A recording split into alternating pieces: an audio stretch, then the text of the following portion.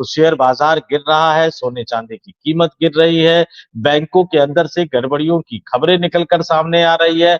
LIC Adani को पैसा दे रहा है, लेकिन आप आरटीआई डालिए तो वो बताता है कि अब नहीं बताएंगे। भैया पैसा उनके घर का थोड़ी है, पैसा तो हमारा और आपका है ना शिव जी। लेकिन वो हमें बताने को तैयार नहीं है कि भैया हमारा पैसा आपने कितना प्रधानमंत्री मोदी के करीबी मित्र और धन्ना सेठ को दिया है। अजीब तरह के कुचक्र में भारत की अर्थव्यवस्था को और भारत के करोड़ों लोगों को फंसाया जा रहा है। एक बड़ा संकट, एक बड़े संकट की तरफ बढ़ रहा है। हम लोग जब 1.5-2 महीने पहले बात कर रहे थे, उस समय कई लोगों ने कहा कि नहीं भैया आप बड़ी अतिशयोक्ति की बात कर रहे हो। मैं लगातार कह रहा हूं, जिन संस्थाओं को निगरानी का दायित्व दिया गया है, वो संस्थाएं निगरानी छोड़कर बाकी सारे काम कर रही हैं। चाहे वो भ्रष्टाचार हो, चाहे वो दलाली हो, चाहे जो कुछ भी हो।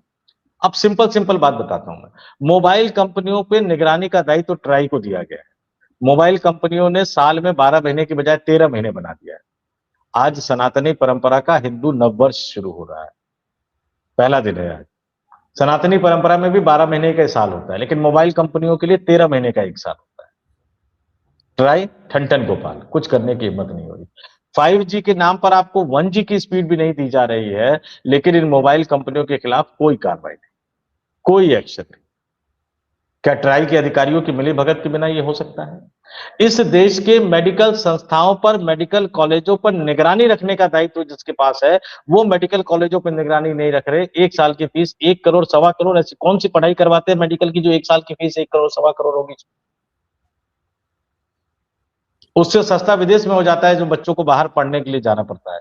और ये मेडिकल कॉलेज की मान्यता कौन सी रद्द करते हैं? वो जो जम्मू में रद्द की थी, जो उसमें मुसलमान स्टूडेंट ज्यादा आ गए थे, एमबीबीएस के स्टूडेंट, तो उसकी मान्यता रद्द कर दी।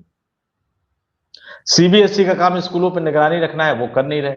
एनसीईआरटी का काम किताबें समय पर लेके आनी है, वो ला नहीं रहे। वो तो जुडिशियल करप्शन के बारे में लिख दिया तो वो वापस ले रहे, बाकी मांग रहे हैं। जजों का काम इस देश के संविधान की सुरक्षा करना है, लेकिन अपने ही जज पे कार्रवाई नहीं कर पा रहे जिनके यहाँ से कैश की बरामदगी हुई।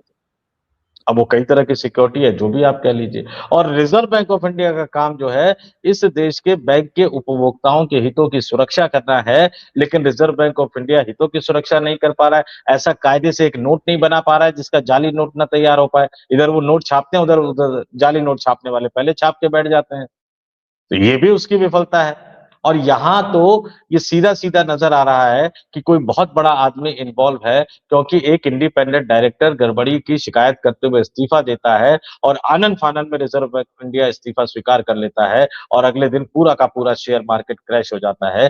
13 लाख करोड़ रुपए का नुकसान एक दिन में।